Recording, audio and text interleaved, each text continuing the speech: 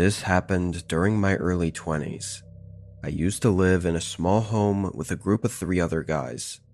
We all didn't really know each other before moving in together, but we had gone to the same college and graduated at the same time. So with all of us looking for somewhere to live afterward, it all just kind of fell into place. Splitting the rent 4 ways, we were able to afford a relatively small house on the more rural outskirts of the city. Everything closer was a bit too expensive. All went well for the first 9-ish months, but pretty suddenly 2 of the guys decided to move out, leaving just me and KJ. Unfortunately, KJ was the only one of the 3 that I didn't really talk to that much.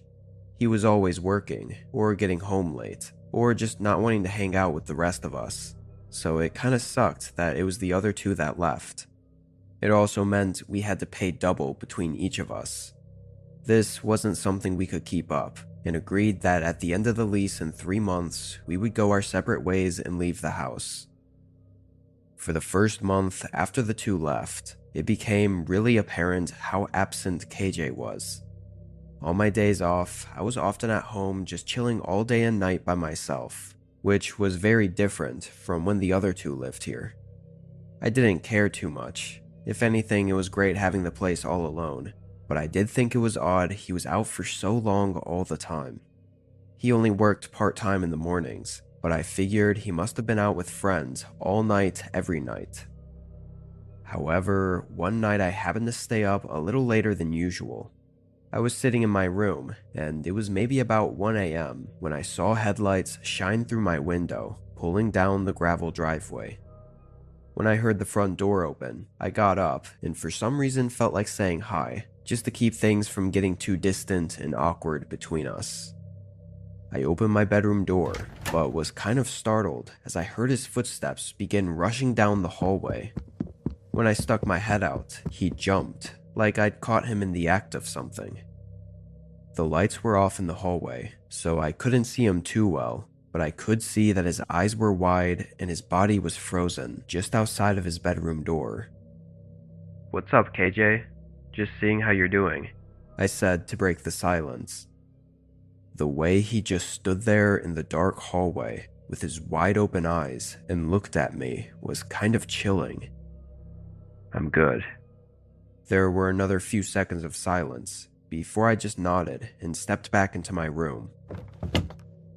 Well, that definitely didn't help make things any less awkward between us.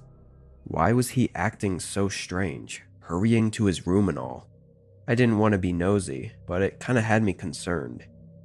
After a couple minutes, I opened my door carefully and quietly walked down the hallway. I just wanted to listen for a second as I passed by his room, and nothing more.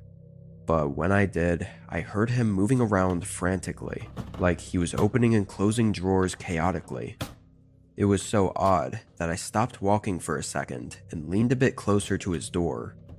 The chaos continued, making me feel really uneasy, until it suddenly went quiet. Everything stopped, like he just froze. As the seconds started to go by, I got increasingly more uneasy and wanted to get out of that hallway. But before I could even move, the door suddenly swung open. KJ stood in the doorway with the same wide open eyes as before, staring right at me. In an effort to cover for myself, I said I was just heading to the kitchen and asked if he wanted anything. KJ quietly muttered no, then closed the door on me. It was honestly really creepy and only made me feel more like something was going on with him. I went into the kitchen to follow through with what I said, then went back to my room. He was quiet for the rest of the night. For the next probably 5 or 6 days, I found myself more attentive to what KJ was up to. I'd stay up until he got home, always feeling too uncomfortable to sleep until I knew he was in his room and up to nothing. During those days, he remained in that disturbing, almost zombie-like state that he was in that one night. His eyes grew increasingly more restless every day, and he spoke no more than a couple words, always hurrying into his room. Until one night after he got home, and as I was in bed trying to sleep, a knock came from the other side of my door. It scared me. I never heard him walk down the hallway to my room. I got up and opened the door.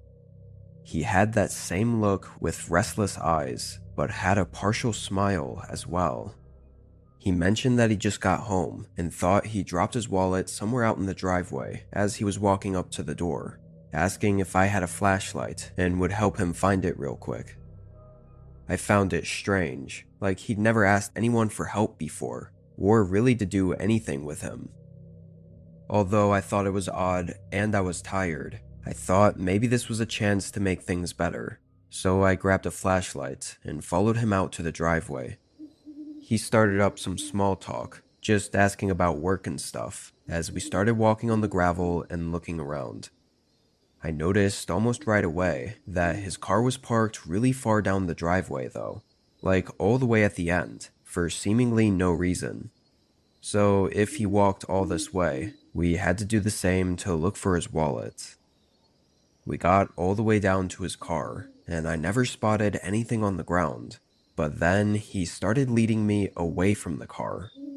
I was still shining the light around, but realizing there was no reason his wallet should be way out here away from the driveway, I asked what we were doing.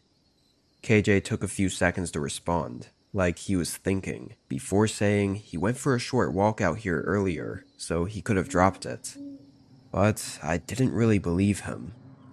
He kept trying to lead me further from the driveway and deeper into the woods. Every time I said we should turn back, he would repeatedly try to convince me otherwise. It got really suspicious really fast. I felt my nerves building up. "Here, you could take the flashlight. I'm gonna head back to the house. I gotta be up early for work tomorrow anyway," I said as I tried to hand over the flashlight to him and make my exit. He didn't take it though. His clearly fake smile faded, and his restless eyes looked more than disappointed. He looked angry. He didn't respond, but the tension was making me really uneasy. After a few seconds, I turned around and started quickly walking away from the woods. I looked back a couple times, seeing KJ just standing there and watching me. As soon as I got to the house, I started packing. I didn't know what that was, but I didn't feel safe with him at all. I didn't sleep the whole night, listening to make sure KJ wasn't up to anything else. But he never came back to the house that night. In the morning, I got everything important stashed into my car and left. Even years later, I never heard anything from KJ or figured out what was going on. His behavior wasn't normal, and I honestly think he was planning to do something horrible in the woods that night.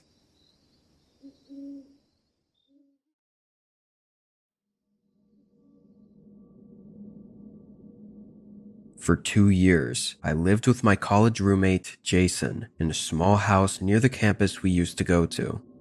Despite having been roommates at college for a year before this, we still weren't the closest of friends or anything. We just both had similar plans for after college, so moving in together made sense for the time being. The first year or so went really well. We got a lot closer and enjoyed living together enough to renew the lease for another year. This happened in June, 2 months after renewing the lease.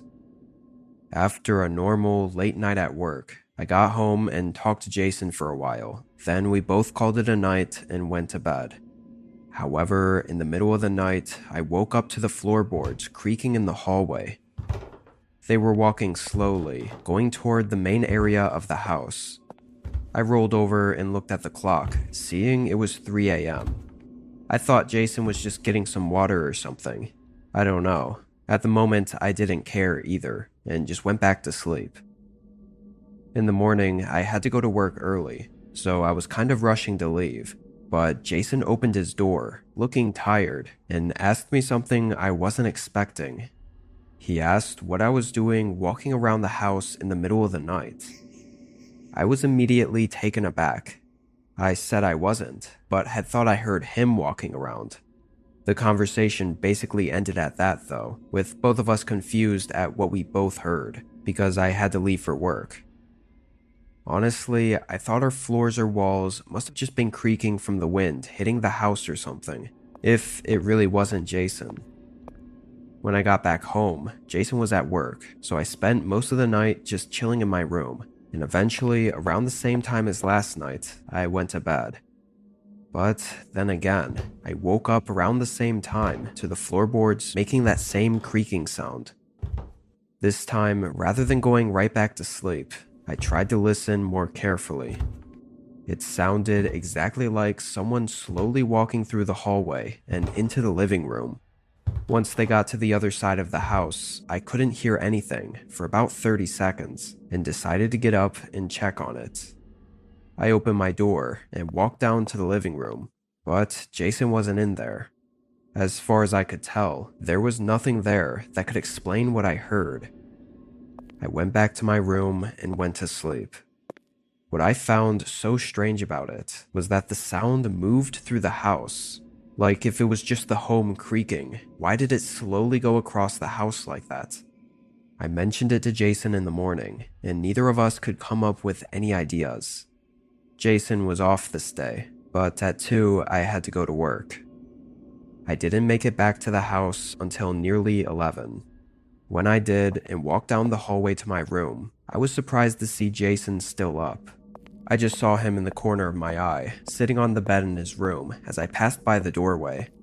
I called out "what's up" as I went over to my room, but Jason didn't respond.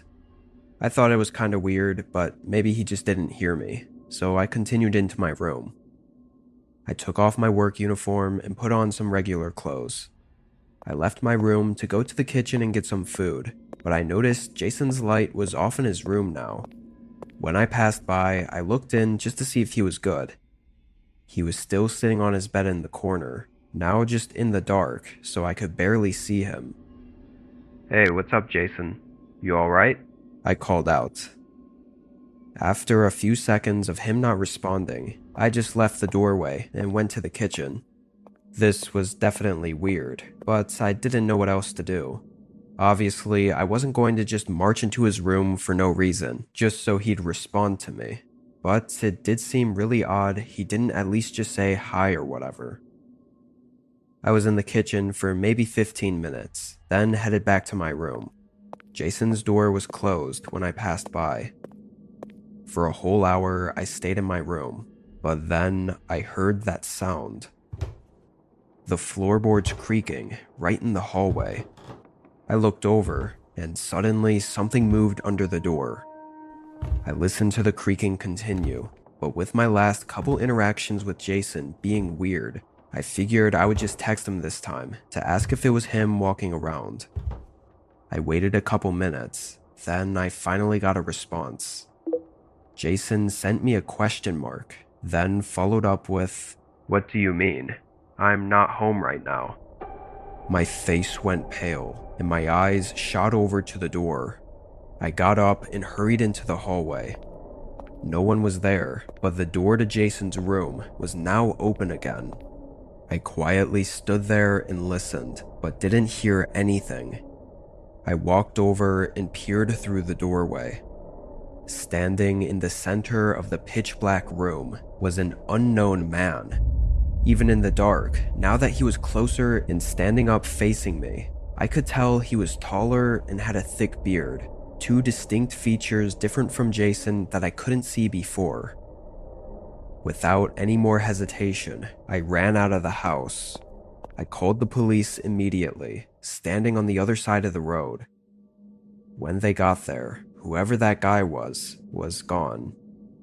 Strangely, there were no signs of where he entered or exited the house from, aside from a window that was partially unlocked, but it didn't seem to have been opened recently. What's really disturbing is knowing that he was likely the cause of the creaking floorboards for the last several days in the middle of the night, meaning he was inside walking around the house while we were sleeping. Even more creepy is trying to figure out why he was in Jason's room, just sitting on his bed and seemingly waiting for something. Interestingly, in the last few days, that was the one day that Jason had off and that I worked, meaning Jason would be alone pretty much all evening.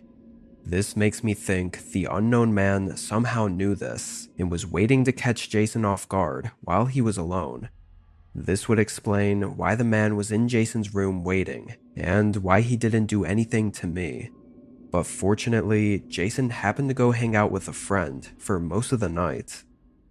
Whatever the case, we probably won't ever know the man's true intentions, unless it's too late.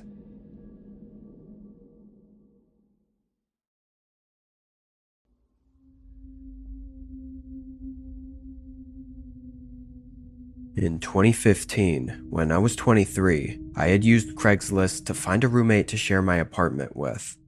Back then, I think it was pretty normal to be using Craigslist for finding roommates and whatnot. There weren't really any other sites to do so on, and it wasn't exploited as much as it is today. I posted a listing with some pictures of my place and made sure to specify that I was looking for a roommate preferably close to my age. After only a few days, I got a response from a woman named Hannah.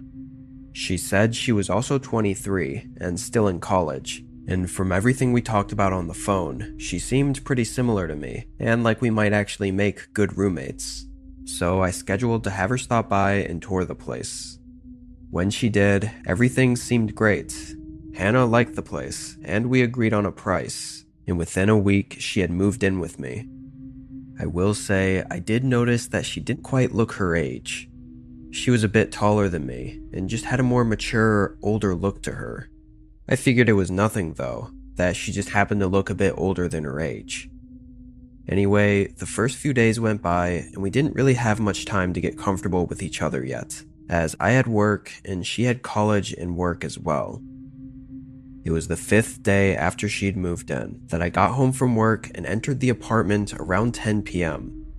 As soon as I opened the door, I heard footsteps rushing through the hallway and then a door slamming closed. Confused, I dropped my bag down and went over to look down the hallway that led to both of our bedrooms. Their door was closed and the light was on in their room, but my door was open. I knew I'd closed it before leaving, so I thought that was pretty weird. I definitely wasn't comfortable with them snooping around my room, if that's what they were doing. I went in and closed the door behind me. After checking around, nothing looked out of place or like it'd been looked through, so I figured it was nothing and just went on with my night. I settled in and watched TV for a bit in my room. I didn't hear Hannah in her room at all for a whole hour, so I thought she was probably just sleeping. She'd mentioned before that she liked to go to bed early. However, while watching TV, I happened to glance at my bedroom door just out of habit, but I noticed something weird. There was a shadow under the crack in the doorway. She was standing behind my door. She wasn't moving. How long had she been standing there for? Hannah? They still didn't move. I called out again. Hannah, are you out there? Several quiet seconds passed until the shadow slowly moved, leaving from behind the door and walking down the hallway. I heard her bedroom door slam shut behind her. That got my heart pumping for a moment. What was she doing? I locked my door after that and stayed up just a bit later than usual, but eventually went to bed. In the morning, I passed by Hannah in the kitchen and kindly brought up last night, just asking if she needed something. She smiled and said everything was good, ending the conversation right there. It was odd for sure, but I just moved on, not wanting to make things bad between us so soon into her moving in. Hannah left soon after, and a few hours later I went to work. I got home around the same time as last night, about 10:30, walking into a quiet and dark apartment. All the lights were off, even in her room, so I assumed she had already gone to bed. I quietly walked into my bedroom and closed the door, trying not to wake her. After a short FaceTime with one of my friends, I got in the shower to wind down for the night, planning to go to bed right after. While I was in there, I could have sworn I heard something from outside my room. I even lowered the water pressure for a second to listen, but not hearing anything else, I continued my shower as usual. Once I was done, I got out and dried off, but when I looked out the doorway into my room, the door to the hallway was open. I quickly got dressed and looked into the hallway. All the lights were still off, and Hannah wasn't making any noise in her room. I was honestly creeped out now. I closed the door and locked it. What's really odd is that I was almost sure that I'd unconsciously locked the door when I got home and went into my room. Obviously now, I assumed I'd just forgotten to, but definitely wasn't going to forget anymore. But why did she even open my door in the first place? Did she even open my door? The whole place was still dark and quiet, as if she never left her room and was just sleeping. What the hell was going on? I stayed up for another hour, trying to watch TV and calm down, but still pretty shaken by what was happening. I just didn't know Hannah enough to really understand any of this, or know what to do. I kept trying to convince myself it was something harmless, like she tried to come in to ask me something, but saw I was in the shower and just left. But that still doesn't explain any of the other things that have happened. After that hour, I knew I had to get some sleep, so I shut everything off, crawled into my bed, and closed my eyes. It felt as though as soon as I closed my eyes, I opened them back up, knowing that I'd fallen asleep, but only for a short amount of time. Unsure why I'd woken up, I rolled over and looked around. The room was pitch black, and the apartment was quiet. Not even any noise from the neighbors, just the silent creaking of the old building. But through the dark, I could tell that the door to my room was cracked open, maybe just a few inches, but that didn't change how instantly terrifying it was. I knew without a doubt I'd locked it this time, and even creepier, I never heard it open. "Hannah?" I called out in a soft voice. The silence of the place almost felt like it was getting louder, making me more nervous as the seconds passed. I sat up. I was just staring at the crack in the door, focused on the darkness between it, feeling like someone was watching me through it. But as my eyes adjusted to the dark, I looked around the room again. In the corner, I could see her figure standing near my wardrobe. She didn't move or speak, just faced me and stood in the dark. As each second passed, I felt my heart beating faster and faster until she suddenly took a step forward. I still couldn't really see her well, but I could make out the general outline of her face, and she had this blank, dead stare, like she was looking through me.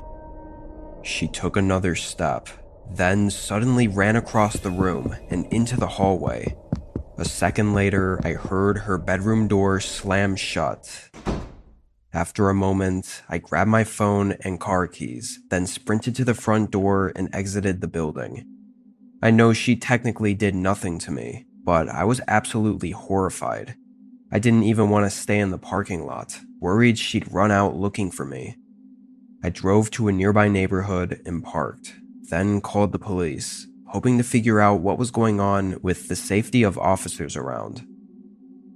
It took about 15 minutes for the police to make it to the apartment. By then, Hannah was gone, took most of her belongings and just vanished. It was then, as we tried to contact her and figure out who she was, that we realized all the information I had on her was fabricated. Even her name didn't match up, and her phone number was for a prepaid burner phone. It had no name or identity attached to it. Like I said, this was in 2015, so even a decade later, I've never heard from or seen her again, which makes me think she likely had some really disturbing intentions had I stayed roommates with her any longer. There's a lot of questions, and basically no answers. After that, I moved apartments, worried that the woman might come back when I least expect it.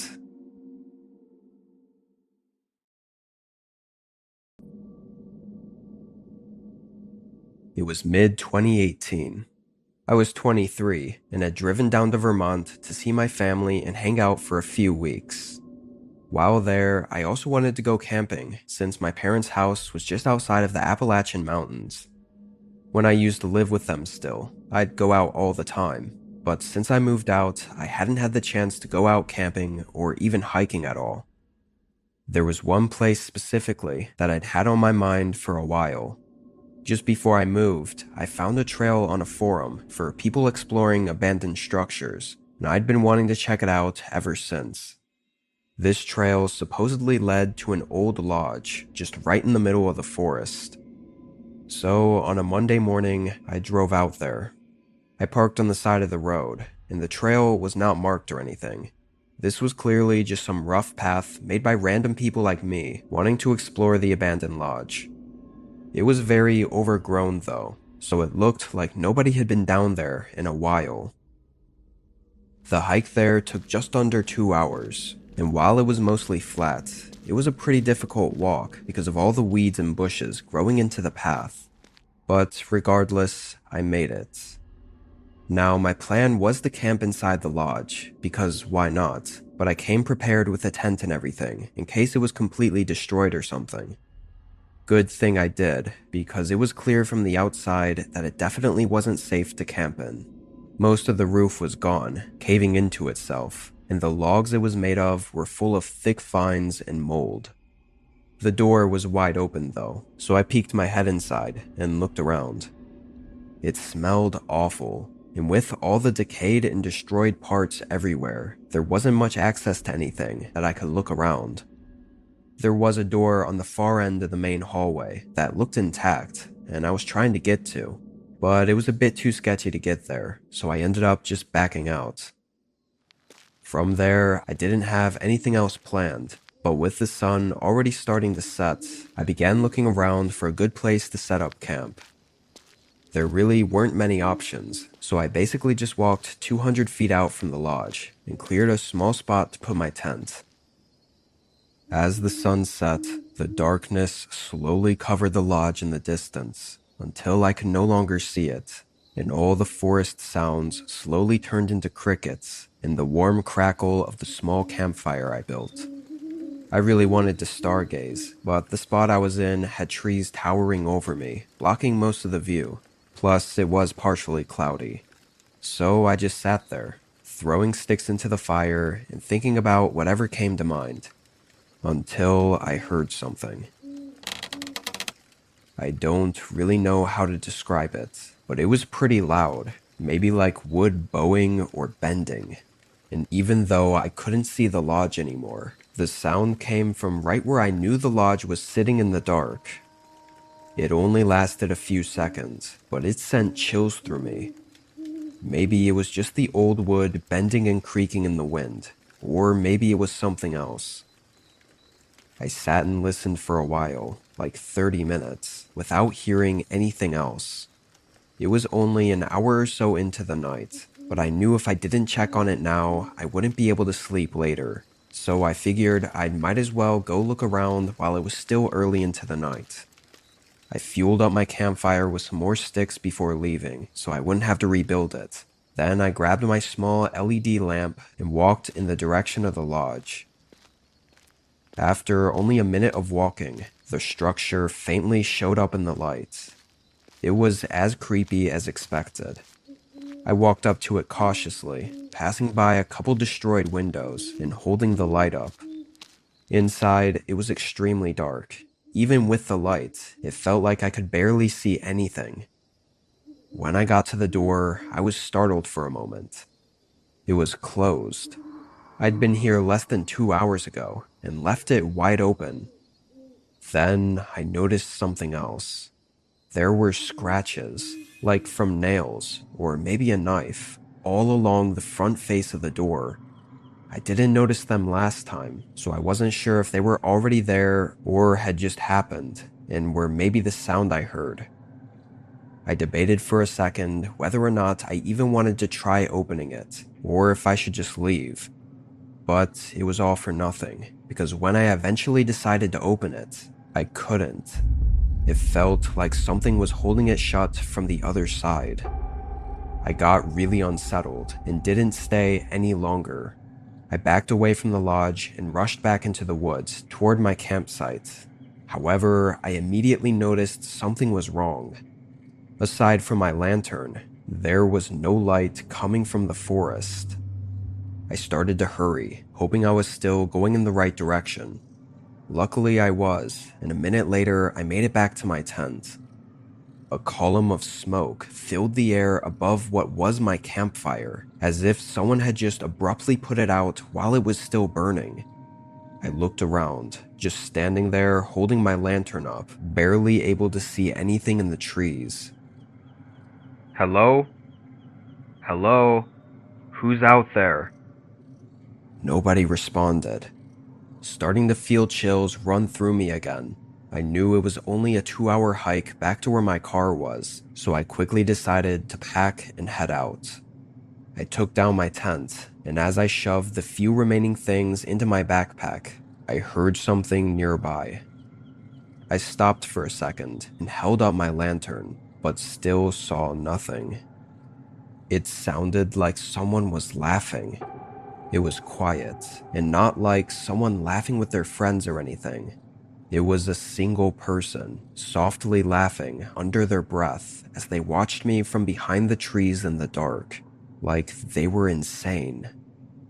I hurried up, leaving scraps behind and booking it to the trail. With my crappy lantern, it was really hard to follow the path, but I did the best I could. Several times I stopped, thinking I heard that soft laughing and worried I was being followed. But whoever it was stalking me out there, they were blending in with the dark perfectly, as I never once even caught sight of them. I got back to the road, getting in my car and driving away. I look back at that experience 7 years later as the single most disturbing and horrifying experience of my life.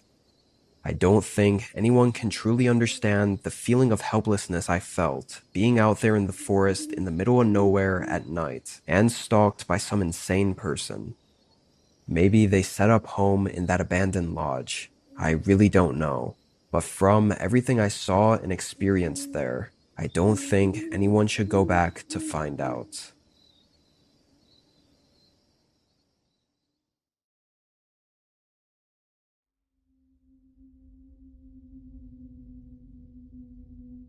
I was hiking to a fairly well-known overlook just outside of Glacier National Park in Montana.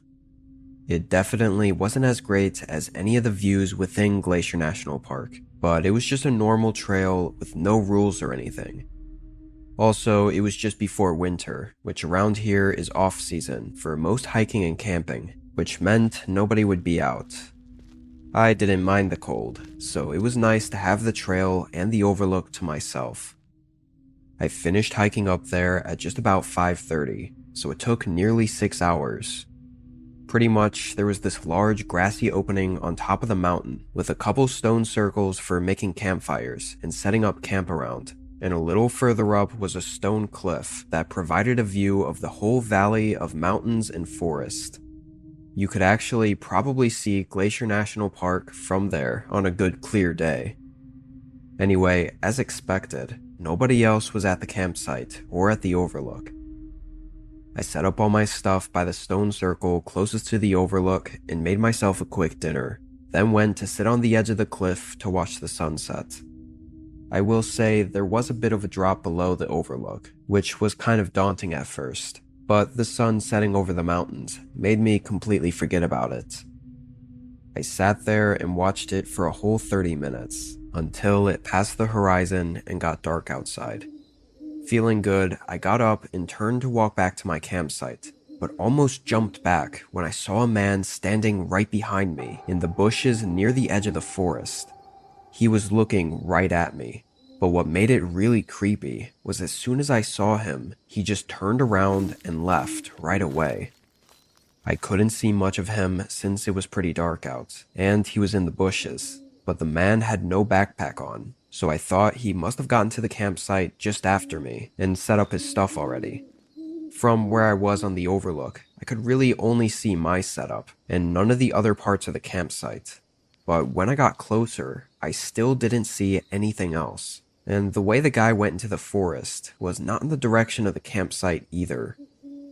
I thought it was really weird, but went on with my night. I put some dry sticks into the stone circle and lit up a campfire, then set up my mini camping chair and sat by the fire. I didn't have much else to do that night. I honestly had no plan for this trip. I just wanted to come out here and relax all day and night and enjoy the forest. So that's what I tried to do. Several hours went by.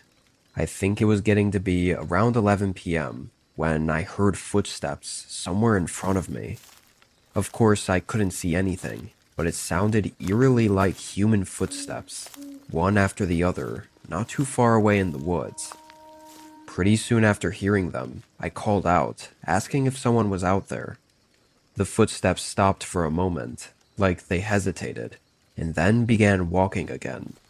But whatever it was out there, they didn't respond. Even though it sounded exactly like human footsteps, without being able to see them, and without them responding, I had to believe that it was just an animal, like maybe a deer or something. Because if it was a person, surely they'd respond, but also it made no sense for anyone to be walking around right now. Eventually, the steps faded out, though. Another hour went by as I sat by the campfire. I didn't think the footsteps had me too nervous or scared, but they must have, because I was still very awake, like definitely not able to sleep, even though it was past midnight already. After a while, I knew I wasn't going to bed anytime soon, and I was getting bored, so I walked out to the overlook to see if maybe the stars were out. I left the fire going and got up, walking over to the cliff. The skies weren't too clear, however, the moon was shining down enough to cast a glowing light over the mountains and forest. The breeze was calming and quiet, moving across the valley.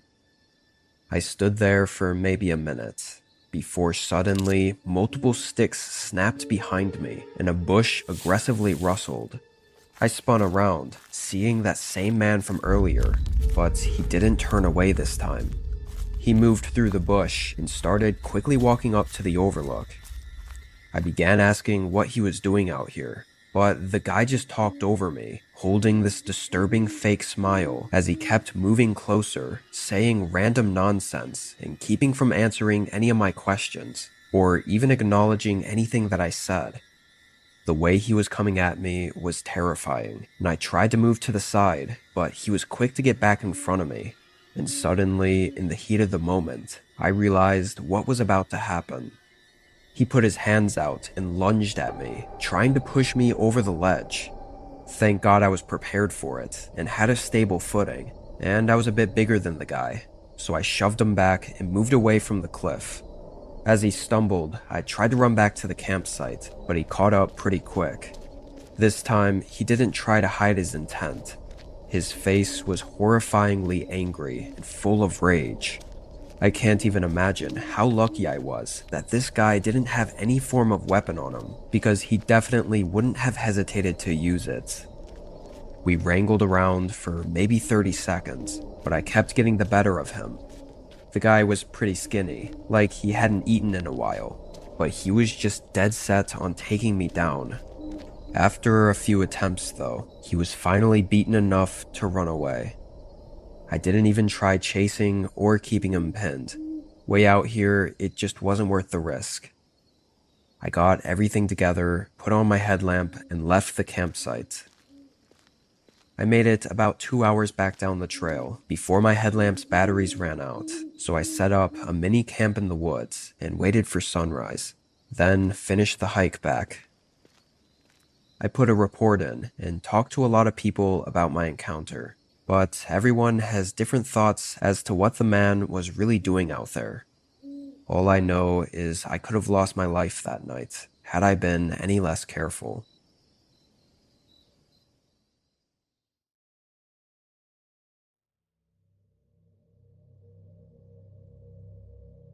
This was last year in the summer. I was out on a trail backpacking to a small camping spot with my dog Rocky. He's an Australian Shepherd, so a medium-sized, really smart dog that comes with me everywhere I go, always loving running around and hiking through the woods. This place we were headed to was one I'd been to 3 or 4 times before. I loved it because it was isolated and never had anyone else, so Rocky could be free to run around off-leash and enjoy himself. The campsite was 8 hours down trail, so by the time we got there, it was just an hour or two before sunset. The campsite itself wasn't anything special or picturesque. It was just a small opening with nothing but trees all around. I found it calming and nice to hang out in, and safe for me to let Rocky roam around while still being able to keep an eye on him. I tossed my pack down and started to set everything up, which is when Rocky usually does his little patrol around the campsite. I saw him sniffing around and go a little ways into the woods, while I continued to put our tent up, then unpack the rest of the things into the inside of the tent. About 15 minutes after arriving, Rocky came back to the campsite, but he was acting strange. His tail was down, and he came right up to me, then turned and faced the direction he just came from, looking out into the woods. I almost never see him act like this, unless there was a thunderstorm or something he was afraid of. I stood up and looked out where he came from, but saw nothing. I then checked him, making sure he didn't step on something and hurt himself, but he was completely fine, just anxious for some reason. It was pretty off-putting, especially from a smart and capable dog like Rocky was. I kept on the lookout as I finished setting up the camp and getting the campfire built. As I did, Rocky never left my side, not to explore or anything, just followed me around and kept his eyes on the woods. I will say, every time I looked back to check the woods, I felt a strange, uneasy sense, like I was being watched. I put it off as Rocky just making me nervous, since I didn't actually see anything, but it never really left my mind. I got the campfire going just as the sun fell past the top of the trees, covering the woods in a dark shadow. It was quiet, as it always was, but I didn't feel as calm as I usually did. I figured I wouldn't though, because of Rocky's unusual behavior, but hoped tomorrow things would be more normal and we could go back to enjoying our time. For the night though, I just tended the fire and hung out with Rocky beside me, listening to the sounds of the forest. But then, just about an hour past sunset, Rocky suddenly perked his head up and froze. He stared anxiously out at the trees, ears up and tail between his legs. I looked out, but the darkness engulfed the area, making anything past 20 or 30 feet completely concealed. He started quietly whining, locking his gaze at the darkness behind the trees. Trusting him that something was wrong, I grabbed my flashlight and pointed it out there. Not seeing much, I started to walk a little further in. Rocky followed closely behind me. I didn't want to venture too far away from the campfire, but from the maybe 50 feet I walked out, I saw nothing in the woods. We went back and sat down. Even though I didn't see anything, I knew Rocky wouldn't be doing this for no reason. But it seemed most likely, and I guess I just hoped, that it was just an animal of some kind, walking around the area. We weren't in bear territory, but I still carried bear spray on me, which would work on any animal, so I wasn't too worried for our safety. Rocky stayed on high alert all night, but didn't have any more sudden moments, and a couple hours later, we got in the tent and went to bed. I could tell Rocky was tired, probably from all the anxiety he was going through, and I was glad to see him close his eyes and fall asleep within 15 minutes. I did the same soon after. This might sound strange, but during that night, I remember having a dream about walking through the woods at night. I was alone, Rocky wasn't with me, and I was just walking through the trees, not on a path or anything. In the middle of that dream, I started to hear a high-pitched noise. Over and over, it kept going, until suddenly I shot awake. Rocky was nudging my face with his snout and whining in my ear, making that high-pitched noise I was hearing in my dream, immediately making me realize that he'd been trying to wake me for a while. I sat up and grabbed my flashlight, feeling the nerves as I unzipped the tent and stepped out to look around. I turned on the flashlight, prepared to scan the area, but immediately when the light came on, it lit up a person right in front of me, like maybe 10 feet away from the tent. They had all black clothes on, with a hoodie draping over half of their face, only showing their distressed beard. I quickly noticed a reflection coming from his hand though, seeing the small blade of a pocket knife shining the light back at me. In that instant, I just froze up, like my whole body went through a sudden shock.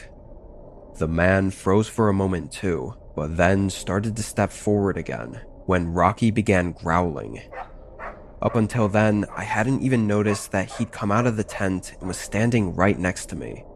This made the man hesitate, giving me more time to collect myself and quickly reach into the tent for the bear spray. By the time I was back up, Rocky was aggressively barking and moving back and forth, putting himself between us. The man didn't take any more steps forward and just turned and ran into the woods. Thankfully, Rocky didn't chase after him. I started taking everything down and packing as he kept his head up and circled around the campsite, guarding the whole area. Once packed, we started back down the trail. Honestly, even with my adrenaline still flowing through the entire hike back, I wasn't all that scared, knowing how well Rocky handled the situation. We made it back safely and got out of there. I did what I could to report the incident, but I think because of the location and everything, it wasn't really investigated. Anyway, I've gone on several camping trips since then, and Rocky was back to his normal self, happy and exploring the forests as usual. At least now I know that if he doesn't trust something, it's best to just get out of there. This was a little under 2 years ago. Back then, I lived in a small 2-story townhouse and worked remotely from home. The place had a small kitchen and living room on the first floor and 2 bedrooms on the second floor. One of those rooms I used as my office. During this time, the unit connected to mine that I shared a wall with was vacant. Nobody lived there or had moved in over 3 months. This night, I was working pretty late. It was rainy and cloudy outside, so I didn't have much else to do and decided to use the extra time to get ahead on work stuff. I sat in the office on my laptop for a good few hours. The house was quiet as usual, with the soft sounds of the rain outside ticking against the roof. I think it was just about 8 p.m. when, between the quiet clicking of my keyboard, I heard a thump on the wall next to me. I looked over, sort of confused, and heard it again. This was on the shared wall with the vacant unit, so naturally, it was kind of odd. After a few seconds of thinking, I thought that it must have been the owner checking up on something, or maybe prepping the unit for a tour in the morning. Regardless, I continued working. Over the course of the next hour or so, I heard random sounds from the other units. Creaks, thumps, and various other similar sounds. Oddly, they were spread out. Like I'd hear one creak, then several minutes would pass before I'd hear anything else. But then, at just about 9:30, I heard a door suddenly creak open and then pushed closed. This was louder than all the other sounds that I'd been hearing throughout the night, which made me feel kind of uneasy. It'd been months since I'd heard the sound of the other unit's door open and close, so I didn't actually know how loud or quiet it usually was. After a minute, I decided to take a break and leave the office, heading downstairs just to make sure everything was good with the other unit. I looked out the window next to the front door, seeing if maybe the owner's car was out there, but I didn't see anything. Nothing parked on the driveway or on the road. Also, while down there, I didn't hear a single noise from the other unit. I figured whoever it was must have already left, and so hopefully all the strange noises were done for the night. After checking out the door and double checking it was locked, I went right back upstairs to my office. I wasn't sure how much longer I really wanted to work for. At this point, I was feeling pretty tired and kinda just wanted to chill in bed for the rest of the night. But I told myself I'd do 30 more minutes. I closed the door to my office, sat down at my desk, and got as much done as I could. During that half hour, I never noticed any more of those sounds coming from the vacant units. Just the calm rain still trickling down outside. Finally feeling good about the work I'd gotten done, and feeling my eyelids getting heavy, I shut off my laptop and headed out of the office, turning off the hallway lights and going into my bedroom. I started getting myself ready for bed when a sudden, eerie, and ominous sound echoed through the walls of the house. Someone was whistling a slow, soft tune. I stood there, silently listening for a few moments, I guess in shock of what I was hearing and how out of nowhere it came from. I quietly walked up to my bedroom door and cracked it open. As soon as I did, I could hear it much more clearly. It felt like it was too loud to be from the other unit, or even outside. Feeling really unsettled, I started walking down the hallway as the whistling persisted, filling the quiet halls of the house with the eerie tune. I made my way down the steps and moved toward the back of the house, where I could clearly hear the sound coming from. I peered around the corner into the living room. In the dark, unlit room, a man was sitting in the chair, facing the other way toward the black TV screen, continuing to whistle as he stared into the pitch-black room and barely moved. I could only see the general outline of him, but his hand that was on the armrest looked like it had something in it, like a small handgun. I knew he had to have known I was inside and probably heard me sneaking downstairs, yet he never looked back. He just stared forward, whistling. It was incredibly disturbing. I didn't know whether to say something or try to sneak away. Why was he even here? How did he even get in? What did he want? My heart was beating faster and faster before I made the sudden decision to run out of the house. I swung open the front door, still hearing the man continue whistling as I ran away. I only looked back once and didn't see him follow, but I did notice the door to the other unit was wide open. I got to the end of the road and called for help. When police got there, they could hear from outside that same eerie tune being whistled from inside. They approached carefully, going down to the living room and finding the man in the exact same position.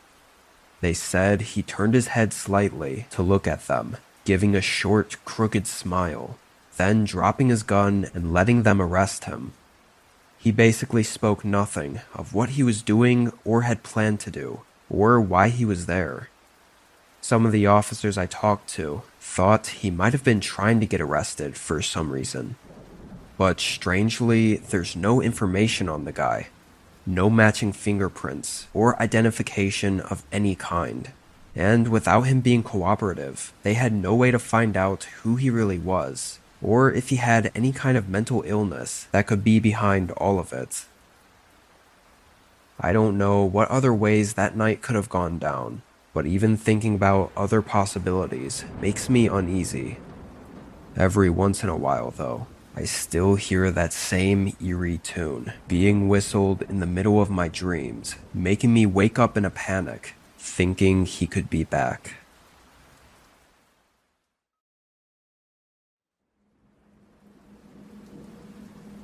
I was 16. I lived in a small home with my parents at the time, sort of on the outskirts of the city. It was in a smaller, wooded neighborhood, about an hour outside of the main city area where both of my parents worked. This was on a regular weekday. It was pretty cloudy and rainy all day, and everyone was talking about this big storm that was supposedly rolling in later tonight. I didn't care too much, so long as I didn't have to walk home in it. Thankfully, it waited until school was out and for me to get home before the rain started picking up. Usually these storms are over-exaggerated, but as I watched TV in the living room with the windows open, the clouds got darker and darker, and then the rain got a lot worse. But honestly, the most unsettling thing was the wind. Our small, old, and basically wooden house was creaking and swaying as the wind slammed against it and rain crashed against the roof. Regardless, I was sure everything was good and kind of just listened to the storm as I watched TV and waited for my parents to get home. At about 5:30 though, my phone alarm suddenly screamed at me about a flash flood warning. Not too much later, my mom called. She said a bunch of the roads on the way home were apparently flooded over, and that it was too dangerous for them to drive in, so they'd have to wait it out. I said I was good here, and the house seemed to be holding up, so it wasn't a big deal. Now knowing that my parents were stuck in the city, I got up and found something to eat in the kitchen. As I waited for my meal to heat up in the microwave, I thought I heard something that sounded like a knock, like something knocking on wood. It was so muffled by all the rain and wind that it was hard to tell, and I thought if it was anything, it was probably just something the wind was smacking against the house, so I ignored it. I grabbed my food and moved back over to the couch to watch TV, but before I could even start eating, I heard it again. This time, it kind of freaked me out because it sounded like it was at the front door, which was pretty much right next to me. And it was the exact same knocking pattern as the one I thought I'd heard when I was in the kitchen. Obviously, this made me think it had to be a person, but outside, in this storm, that really didn't make any sense. I was too scared for a minute to even check out the door, so I kinda just sat frozen on the couch and waited for something to happen. But when nothing did, I finally got up and went over to check out the door. I walked up to the door and looked out the peephole. It was mostly fogged over. All I could see were the blurry shapes of heavy rain pouring down. I looked out there for a while, making sure I didn't see any figures move or something, but with no signs of anything, I felt safe opening the door. At first, I was relieved. Nobody was there. It was just the monstrous storm outside. But then I noticed something weird. In the mud coming up to the porch, there were footsteps. I couldn't actually make out the shoe print or anything, but it was clear by the repeating pattern through the mud that they were definitely footsteps. And given the weather, they had to be recent to not have been washed away already. I felt a chill run through my body before I abruptly closed the door. I was really freaked out and really didn't know what to do. The rational side of me wanted to call my parents, or maybe even the police, because this was really strange with the massive storm going on and for me being alone. But the other side of me didn't want to worry anyone over something that was hopefully nothing. I mean, they weren't on the porch, so they must have already left. At least that was my thought process. I stayed more alert, but refrained from calling anyone yet. I told myself if I saw or heard anything else though, I'd call. I went back to the couch and ate my dinner, keeping the TV volume a bit lower so I could listen to the storm. Honestly, I don't remember much else from that part of the night, because at some point I just laid down and passed out, waiting for my parents to get home. When I opened my eyes, I wasn't sure why I'd woken up, but the whole house was dark, and the storm was just as loud as it was earlier. I knew a while had passed though, and I was curious how I'd been able to sleep so long without my parents coming home and waking me up. I picked up my phone and checked the time, but immediately saw I had multiple missed calls and unopened texts from my parents. They were just asking if I was okay, and said the roads were still too bad to drive in, and they had to get a hotel in the city for the night. I rubbed my eyes and sat up, not really processing any of the texts I read, and just trying to wake up still. And then I heard probably the most terrifying sound I could have heard in that moment. It was a single footstep on the wooden floor right above me. Not something hitting the house or wind making the house creak. It was unmistakably a footstep inside the house, specifically in my bedroom, which was the room directly above me. My heart started racing as I listened for another few seconds. I followed the sound of the footsteps, staring at the ceiling as they slowly moved through my room. Then they started going toward the door into the upstairs hallway. I knew I had to act fast. I turned my phone on silent and quietly ran into the small downstairs bathroom in the main hallway, keeping the lights off and carefully closing the door behind me and locking it. I don't think they heard me. I opened my phone and turned the brightness on the lowest setting as I called 911. It was pitch black in there, aside from the dim phone screen. Once I saw that the call timer had started, meaning an operator answered, I whispered my name, my address, and what was happening, then went back to staying quiet while keeping the call going. I was afraid to even put my phone on the quietest volume to let me hear the operator, especially as I began hearing the footsteps making their way down the stairs. The low thumps slowly moved through the hallway, rain and wind filling the sound between each step. They walked right past the bathroom door. They kept on until they got to the kitchen, and then a few seconds passed as I waited for the next footstep, and then a few more seconds passed. Before I knew it, I was just waiting for any more sounds or for them to move, but I didn't hear anything. Several long, agonizing minutes passed until a sudden bang at the front door sounded and police called out. I ran out of the bathroom and opened the door, but it was apparent by the lack of any other sounds inside the house that the intruder was gone. The sliding back door was cracked open, leaving the eerie evidence of their absence. Likely, the sound of them breaking inside was drowned out by the heavy storm, keeping me asleep.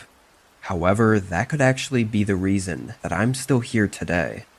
Whoever the intruder was seemed to only go through the hallway, upstairs, and into my bedroom, so me staying asleep on the couch and not making myself known was probably for the best. Disturbingly though, it seems clear that they were looking for me.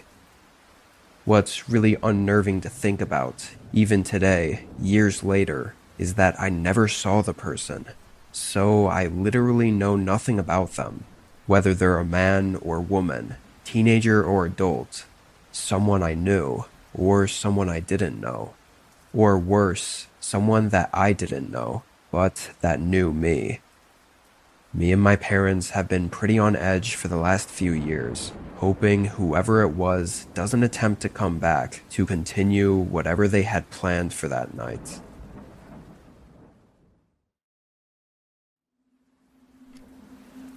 I live alone in a pretty quiet, cozy neighborhood in a suburban town outside of a small city.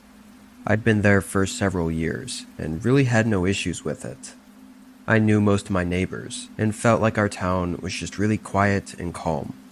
Nothing much ever happened, and I was able to just live my life in peace. This was in the middle of spring. I'd gotten out of work after a long 12-hour shift, driving home in the dark around 9 p.m. The roads were empty and the neighborhood was still and dark, as most people had been hunkered down inside from the pouring rain for the past several days now. I pulled into my home and went inside, warming up some leftovers in the oven and resting on the couch as I settled in for the night. Only 10-ish minutes after I'd gotten home, though, there was a rather loud knock at the front door. I was really put off by it, unsure who it could be or what it could be for, but I got up and saw a man standing on my porch. He had a black rain jacket on and looked drenched. I opened the door. "Can I help you with something?" The man looked at me for a moment. His eyes were droopy, like he was very tired, and his face was stiff and motionless. He looked a bit older than me, maybe in his early 30s, with a dark beard and longish brown hair, soaked by the rain. Finally, he answered, speaking slowly and without much emotion. explaining that his dog jumped his fence and he wanted to know if I'd seen it. I said no, that I haven't seen anything. He nodded in an understanding way, but his eyes wandered past me and into my house as he slowly turned away and walked off the porch. I closed the door. I thought the guy was kinda weird, but maybe he was just really tired and frustrated, especially with all this happening at night and in rainy weather. I hoped he'd find his dog soon though, and aside from that, I went back to the couch and forgot about it. I want to say I was sitting there, watching TV for maybe 15 minutes, before there was a sudden knock at the front door again. Immediately, I was sure it was the same guy, but I had no idea why he'd come back. I got up, very confused and sort of concerned as well. Sure enough, when I looked out, I saw the same guy standing behind the door. I opened it, and this time I wasn't quite as friendly, just straight up asking him what he wanted. He had that same cold look as before. The man pointed toward the side of my house and said he saw his dog run into my backyard and asked if he could go look around back there. The way he said it was kind of strange though. I'm not sure how to explain it, but yeah, something was clearly not right. To get him off my back, and in case he was telling the truth, I said sure, he could go back there and look around. He said thank you, but at the same time as I was starting to close the door, he took a step forward, almost like he thought I was going to let him inside to lead him through the house to my back door. I just continued closing the door though. I'm not sure why he would have thought that, when he could easily just walk around the house and to my backyard. I looked out to make sure he left, and he did, going around to the side of my house. After all of that though, I wasn't too comfortable with the guy just wandering around, so I went to the kitchen where I could watch out the back door. I didn't stare at him through the door or anything, but I cleaned up some stuff on the counters, while occasionally looking back at what he was up to. Every time I looked, it seemed like he was just walking around the perimeter of the yard. Until one time I looked back, and his face was right behind the glass, looking in at me. It literally made me jump. I yelled through the glass, asking what he wanted. He called out, asking if his dog was inside my house. What the hell was wrong with this guy? I sternly said no, clearly showing that I was getting impatient with him.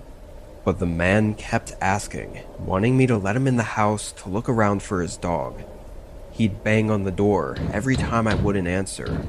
I could see it in his face that he was getting unnervingly angry at the fact that I wouldn't let him in.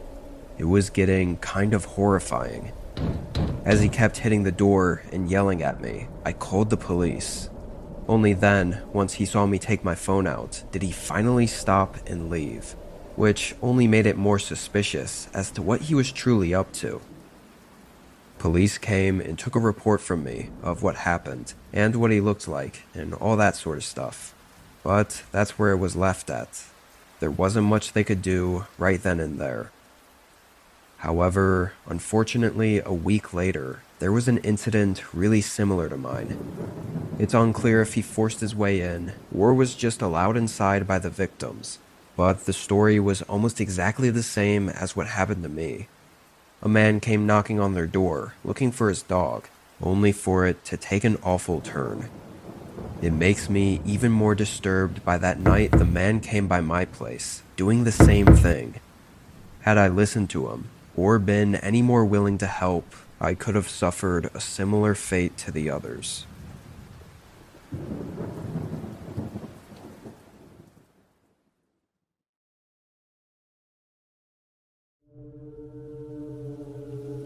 This happened 2 years ago, and since the anniversary just passed, I thought I should finally share the story. My fiance and I were on the second night of our 2-night camping trip at a popular campground, about a half hour from where we live.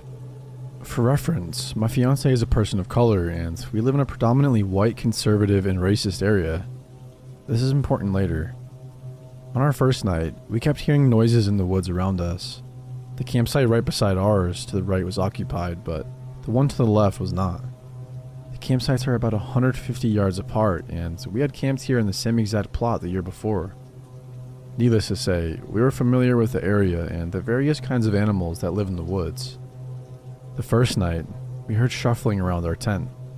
It was obviously something large moving around. We brushed it off and assumed it was just a deer. Now back to the main event. On August 11th, we spent the day at the battlefields a town over with my family. They had all been invited to join us for the day by my fiancé as a surprise for me while he proposed to me. We stayed with my family into the evening, about 6 p.m., before heading back to our campsite. When we got back, things were really odd. Someone had obviously been in our tent. Our blankets were thrown around, clothes were on the floor, and my backpack had been rearranged, and I was missing underwear. But hey, we were stupid 19-year-olds and decided that since whoever had busted in had left and hadn't taken anything important, it was fine and that they probably wouldn't come back. So we set up a campfire and sat out until it was dark, roasting hot dogs and s'mores, smoking cigarettes, and celebrating our engagement. Around 9:30 p.m., we put our fire out and decided to go into our tent for the night to celebrate a little bit more. Nothing too loud or obnoxious. Immediately after we finished, we started to hear the noises outside of our tent again, but this time we focused in. We heard clear footsteps and at one point a man whispering. We looked at each other and our eyes got wide. Somebody was definitely walking around outside our tent. We were still and completely silent, just listening to the footsteps. And we heard whispering again. Shit, make that 2 men walking around our tent. As if we had the ability to read minds, my fiancé said, "I have to go to the bathroom," and I agreed. The bathroom was up the hill from our site. Most people who were in lower sites like ours drove their cars up to the bathroom. Now here's the part I still get chills thinking about. We got up and we were getting dressed. My fiancé had just turned on the light in our tent and put his binder on when a man spoke directly to us from right outside the tent. "What are you doing?" I can't even describe how malicious and menacing this voice sounded. It was clearly directed at us, and he said it with a snicker. He was watching us through the walls of the tent. Again, for this part, we were stupid 19-year-olds, so we decided to just run for it to the car. My fiancé grabbed his pocket knife and his keys and stepped out of the tent.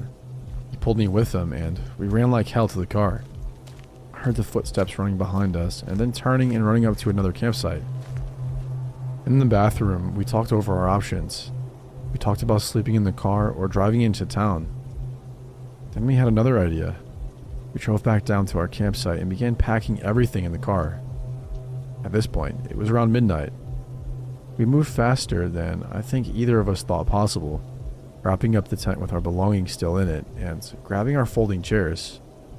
We were all packed in like 5 minutes and hopped back in the car to leave. I jumped out at the end of the drive and grabbed our nameplate, which had my full name on it, by the way, off of the post. As we pulled out of the campsite, I saw our assailants for the first time.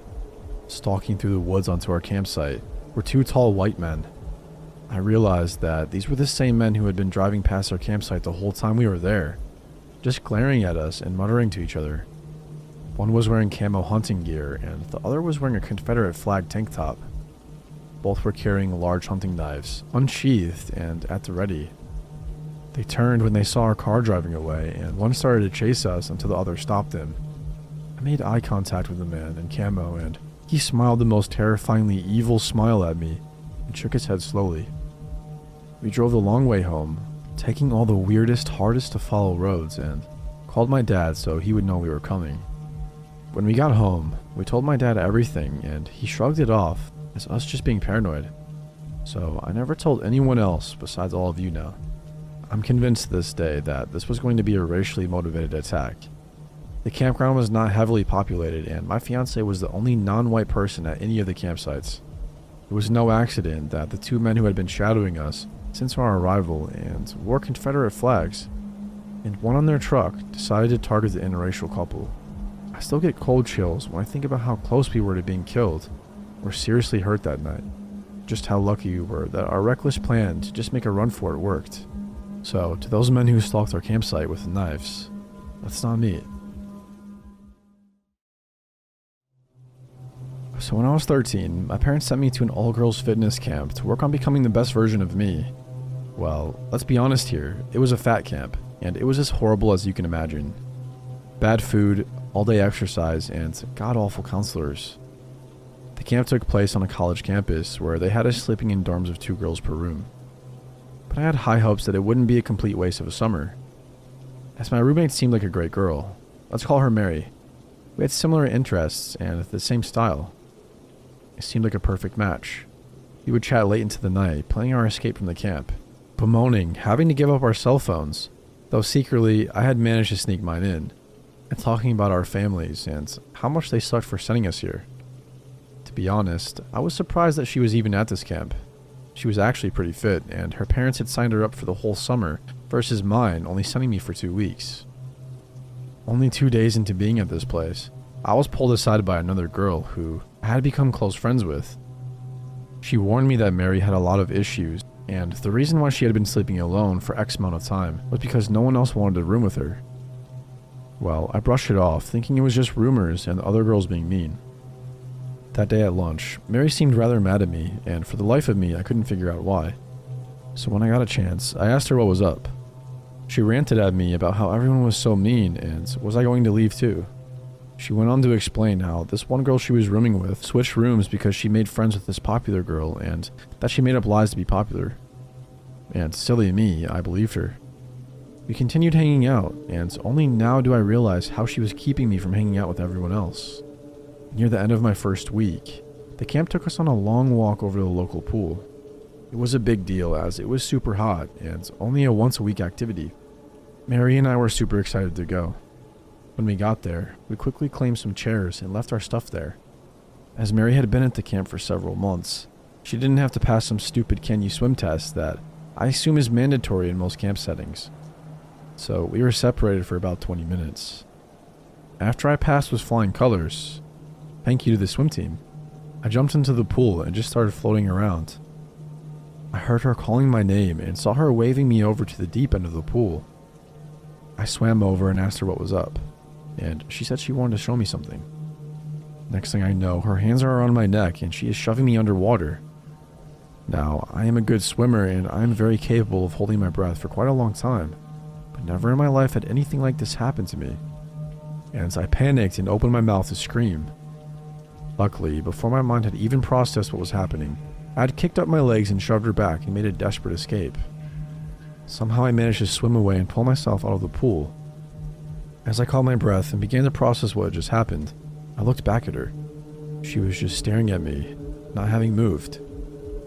I quickly grabbed my stuff and ran into the bathroom and called my mom. I was in tears as I explained what happened, and it was very obvious she didn't believe me. I stayed in that bathroom until we left to go back to the camp. I didn't leave the counselor's side the entire walk back. When we arrived back at the camp, I was pulled aside by one of the women in charge. She very rudely demanded I give her my cell phone. I, of course, denied having one and asked why she thought I did. She told me that my parents had called about some assault that had happened to me, and they told them I had called. Quickly, I excused it, saying I had borrowed a phone from a lady at the pool. Thankfully, they bought it. They told me that I would be moved to a new room the next day and that I had to spend the night with Mary one last time. Furiously, I begged them to please let me sleep on the floor of another girl's room, but they insisted I was being melodramatic. As soon as I was left alone again, I raced to the closest bathroom and called my mom. That's when I learned the truth about Mary. I wasn't her second roommate, not her third, fourth, or fifth. I was the 6th girl to stay in a room with her. 3 of her roommates had left camp early, and the other 2 had switched rooms at the first opportunity. All 5 other girls had made allegations of violence from Mary against them, but the camp refused to do anything and insisted she was just being a troubled girl who wanted to make new friends. Or, as they told my parents, well, she has had some issues in the past. That night, I didn't sleep at all, and neither did Mary.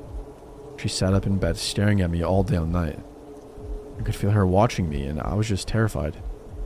I had my phone clutched in my hand with 911 dialed and ready to call at any moment. I practically cried when the sun came up. That day, I was moved to a new room in a different building and somehow managed to break my foot in the process, so my parents drove up and took me home with a cast on my foot to commemorate my time there. To this day, I have had issues from what this girl did to me, and I've never been able to live with roommates or make friends as easily.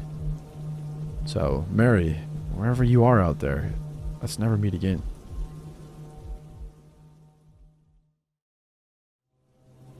I have been camping, solo backpacking, and hunting my whole life in Oregon, and I have felt comfortable in the woods and have a deep respect for nature. A few years ago, my wife, daughter, and 2 German Shepherds went camping north of Mount Jefferson, Oregon. I have included the coordinates of our campsite, which we found to be the perfect setup for us and our 2 dogs, who need their privacy since they are intimidating to other dog owners and can be loud when spooked.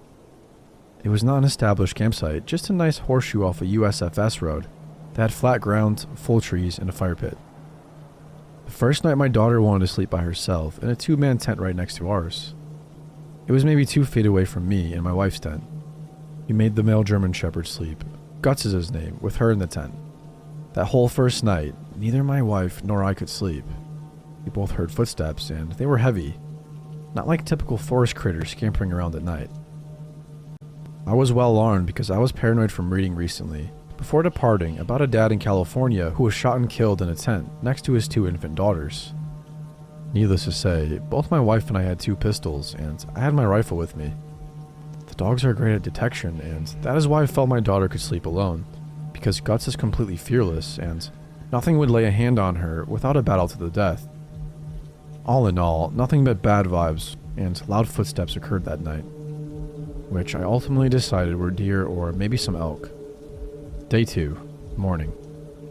We go for a walk down the road, and maybe 300 feet away, I see an abandoned road where a rusted gatepost, the gate was missing, was covered in vegetation. Something of a blue color caught my eye, and Guts immediately took off running down this abandoned road. My heart began to race because I thought it was another family camping like us, and he was going to get himself shot, or scare some innocent people to death. So I chased after him as fast as I could, and the rest followed. He stops 20 feet into the road, and I yell his name, but I have covered just enough distance to see that there is nobody there. Something is off about the sight. I yell out, "Hello, is anyone out there? Sorry about the dog." I got no response. My curiosity gets the best of me, and I have to see what the site conditions are. As I get closer, I know something is wrong. It had all the necessities for a campsite, including a cooler, propane burner, tent, blankets, and folding table. But every single item had been completely destroyed, smashed, and torn from what appeared to be claw marks. We all walked around in circles, puzzled why anyone would leave all their camping gear behind, including an expensive REI tent. I figured someone left in a hurry and animals got to the rest as the only logical explanation. Still, the propane tank and cooler were flattened by something, and it certainly wasn't snowpack with tree coverage in that spot. As the afternoon rolls in, I and my daughter are playing bocce ball at the campsite, and my wife goes walking maybe 70 feet north to do her business. I do not have a direct line of sight on her. All of a sudden, I see Guts make a mad dash straight towards her. Normally, he would always be with me unless he was called over, and she didn't call for him. His speed and focus caught my attention, and I knew something weird was happening, so I ran over there, and my wife started jogging at me, and I immediately drew my pistol. Guts has completely continued running into the forest another 100 feet, before I call him and he stops. My other dog, Leah, who never misses the opportunity to be the pack leader, is not taking point. I've had her now for 7 years, and this was the first time in her life she refused to leave my daughter's side. She was full-haired and attached to us at the hip. Again, anytime we hike or play, Leah is up front bossing everything in her path and pauses to look to see where we are and continues. I asked my wife what happened, and she said, "I was trying to pee, and all of a sudden, I felt all my hairs raise. I knew somebody was watching me. And then I saw Guts running towards me, and I just got up to move towards you." We spent 10 minutes looking for signs of anything, and saw no trails, broken branches, or anything to point to what and where something went. We decided we were spending one more night since it's too late to pack up and drive, but we will all be in the big tent together. Before we go to bed, I put a rope with a makeshift coin alarm around the perimeter of our campsite. I used a mint can and some coins and keys from our truck and zip-tied it, so anything hitting the rope gave a little jingle. Very unsophisticated, but it put my wife at ease. As I go to tie my last corner off at a tree near our tent, our third mystery item unveils itself. It looks like someone has done the same exact thing I've done with a rope that was so old and brown I didn't see it at first.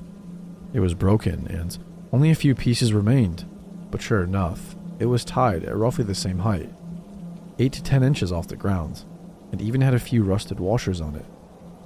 I immediately felt someone had stayed here before and put the same kind of makeshift warning system on the same tree that I am right now, 10 to 15 years ago, based on the condition of the rope. Perhaps my paranoia has now reached a new height, but I had to make sure the girls felt safe. And at the time, the only thing I could think of was when the evening came around, I made them sit in the truck and I fired a clip of my .45 into the dirt as a signal to whatever was out there that we were armed. I reassured the girls that anybody listening to that now knows we have 2 wolves and are armed, and we are too risky of a target, so we can sleep safely. That night, we heard no footsteps, and the dogs never perked up and barked. We left early the next morning. Fast forward to today, and I watched the Amazon Missing 411 Haunted documentary, and I noticed the cluster smack dab close to where we camped that weekend. And a flood of dread rushes me as I think of that mysterious abandoned campsite with the ripped tent and smashed cooler and cooktop. We have been camping since then and have enjoyed the beauty of the Northwest, but there was something there at that place that possibly took or harmed someone else less than 300 feet away from where we camped. And we all thank our lucky stars. Guts was doing his thing so well that afternoon. Now this is something I really want to talk about to be sure that everyone is cautious and stays level-headed at all times. Now for context, I lived in the middle of nowhere in Canada. It was an old town that had quite a few abandoned buildings due to absence of residents. Me and many friends were tired of the lack of entertainment options for us, so what we did was explore these abandoned buildings. Prior to the experience I'm about to talk about, we never had anything too crazy happen to us. Occasionally, we'd see a small bit of blood-like liquid, and we did see a pentagram on the grounds from someone who went to a house previously, but nothing too bad. Till the last time I had gone exploring. When I was younger, I used to go to a daycare that was part of a mental hospital, which is kind of a weird combination, I know. But it closed down to a lack of patients and lack of children at the daycare. I decided to go back there with my friends a few years ago. For context, I was 15 when this happened, and most of my friends were the same age. When we did get there, it was rather cliche. There was fog, and it was rather dark, and there was a light drizzle of rain. We went to the main gate, which was padlocked shut. We decided to help each other hop over it and made a ton of noise. We were laughing and giggling the whole time, unsuspecting of what was to come. We looked around the small play place and park area with the flashlights that we had on our person. Even with our somewhat powerful flashlights, our visibility was rather limited. We decided to enter the decaying building. Glass and dirt crunched under our feet as we stepped into the daycare section of the complex. There were still old Legos and wood chips from the previous furniture, old torn dolls and toys thrown about. The further we walked around the daycare section, we naturally became more and more silent, till all we could hear was the crunch of the dirt under our feet. I found some crayons in a plastic container in the corner of the room, and I walked over to pick them up, when all of a sudden we heard a loud crash coming from behind a metal door leading to the psych ward part of the building. My friends and I all looked at each other. As a whole, we were in a group of 5. Most of them were very bold and cocky. We all looked at each other when my friend Brian suggested that we go to look and see where the sound came from. Personally, I was not too fond of that idea, but with my group of friends, there was no way anyone was going to decline such a thing. We all stacked up to the door and opened it. It was rusted to the floor and we heaved to get it open. As we walked in, the metallic smells and must became stronger. With a hint of something else, which I couldn't put my finger on at that moment, we walked in. Our flashlights pointed in every direction with Brian leading the group. The hallways were tight, and to the left and to the right were the occasional metal doorway, some with doors open. I felt slightly claustrophobic and it felt a little hard to breathe. As we continued, Brian lit his flashlight into a room. We all stopped walking as Brian slowly entered. "What is it?" I asked him. "I thought I saw someone here, but it seems fine now." To be honest, I thought he was just messing with us to increase our anxiety, but looking back, I think he was being completely honest. He backed out of the room and we continued walking deeper into the psych ward, when another friend swiftly told us to stop. We came to a halt and all listened. In the distance ahead of us, we heard the subtle pitter-patter of footsteps echo through the hallway. We all looked at each other, fear in each of our eyes. Brian continued walking towards the sounds. We'd consider turning back for a second without Brian, wondering if some ghost or someone was in the building, but we couldn't do that to him.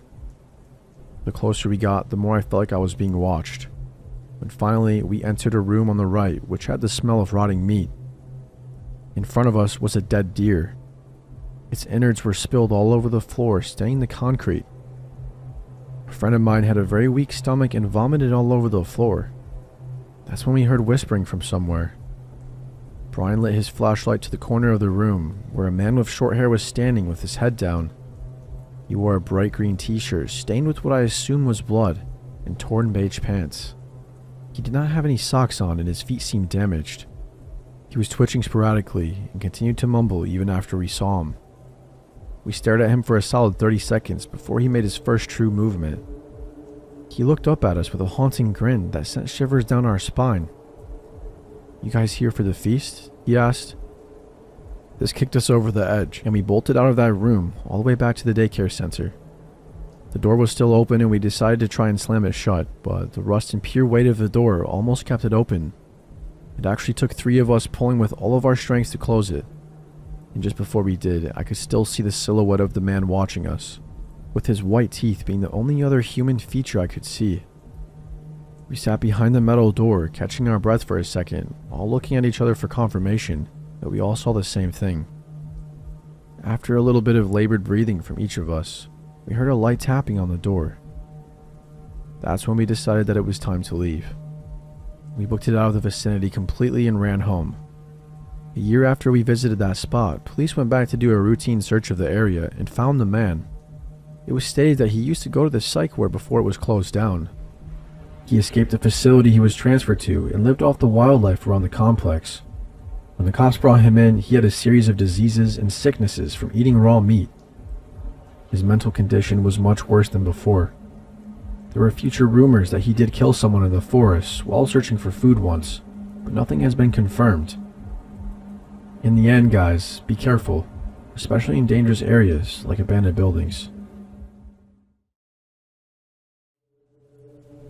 The house I live in is only a couple 100 meters away from a small church in a suburb. Although I was brought up as a Christian, I was never really that religious, and I only went to said church whenever my parents took me as a kid. My dad died when I was a teenager, and we stopped going as a family altogether. After that, I only went whenever my friends asked me to tag along. Now I'm 21, and I only pass by the church whenever I have to go into the city, because there's a dirt road beside it that leads to the parking lot behind, adjacent to a major road, where it was easy to get on a bus to work. It was closer than the village gate in the opposite direction, and I only had to ride one bus from there. I'm not an easily scared man, nor have I previously experienced lasting trauma after being scared. And I'm here to tell you that what I saw beside that church 3 months ago still haunts me to my core. A storm was announced to hit earlier that week, but leaving for work that early Thursday morning, the skies were clear. Not a single cloud to cover the starry sky, so I didn't bring an umbrella. I climbed over the parking lot gate because it was chained shut until 6 for the first mass. The guard at the outpost didn't mind because the church staff knew my family pretty well. I work at a hotel as a line cook, and it's a very demanding job. I have to leave home before the sunrise, and most days I work long after it is set. The only time I get to see the sun is if I'm assigned to a station at the buffet, where we have a view to the poolside. It was an average overwork and underpaid kind of day for me. I wasn't assigned at the buffet line. I stayed in the kitchen where there weren't any windows, so I was surprised to see the flooded streets when I clocked out. Apparently it had been raining heavily all afternoon, and it subsided around sunset. It was around 8 in the evening when I left the hotel, and in my country, flooded streets meant standstill traffic for at least a couple of hours. This wasn't that uncommon. I had dealt with similar situations before. It also meant I could sleep on the bus, so it wasn't that upsetting. Fast forward to around midnight and it's pouring out again. I'm not too far off from the church parking lot, so I decide to get off the bus and start walking, because it had not budged for the last 10 minutes. I put my phone and wallet in my waterproof backpack, which also contained a spare shirt, my house key, and my knife set. I didn't mind getting wet. Around this time, the parking lot gate was already chained shut, but I climbed over it like I usually do. It was flooded knee-deep in the parking lot, and there was no security guard at the outpost. I figured he retreated into the church. It was really dark, but I focused on the small amount of light coming from the houses in the distance. They really only looked like dots from that far. I trudged my way through the open parking lot that could have passed as a kiddie pool when I hear this strange sloshing at the far corner to my left. Due to the heavy rain, I couldn't clearly make out what was there, but I knew that I wasn't alone. All the lights to the lot were shut, and the only things to guide me were the few lights of the houses far ahead and my memory of the area's landscape. It's a straight shot from a dirt road, so I didn't have to worry about a light source. The sound of all the falling raindrops accumulated into a dull static noise, so it was easy for me to hear that there was something going on in that corner.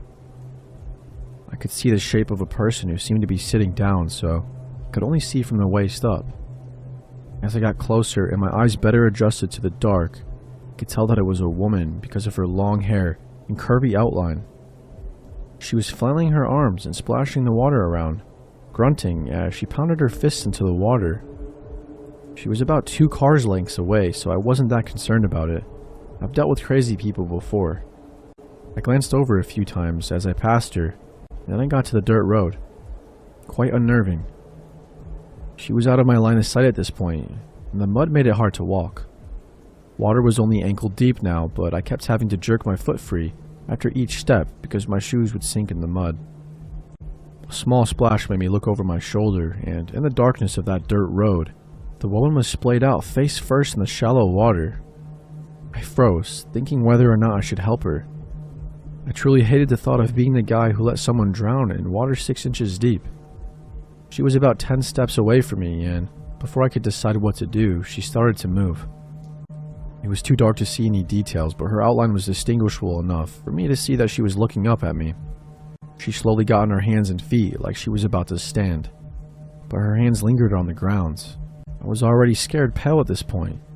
My legs didn't work, and I thought of reaching out for my knives, but I was afraid to move.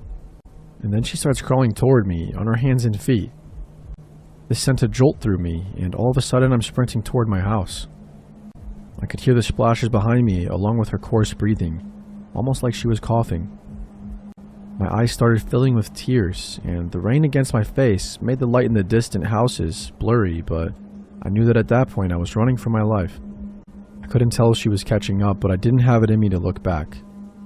I heard her yell in a voice so rough it resembled a pig squeal. Short, sharp, and loud. A wordless shout of anger. I believe that was the fastest I ever ran in my life. At this point, I couldn't hear anything but the rain. Deafening, unrelenting, and violent.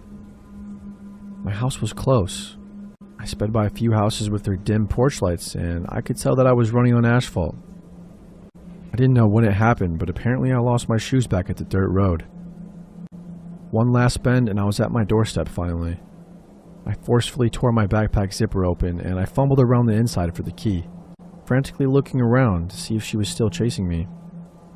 I got in the house and slammed the door shut and collapsed. I don't recall the rest of that night, but when I woke up the next morning in my bed, my older brother filled me in. He was awake when I got home that night and went to the front door when the noise alerted him.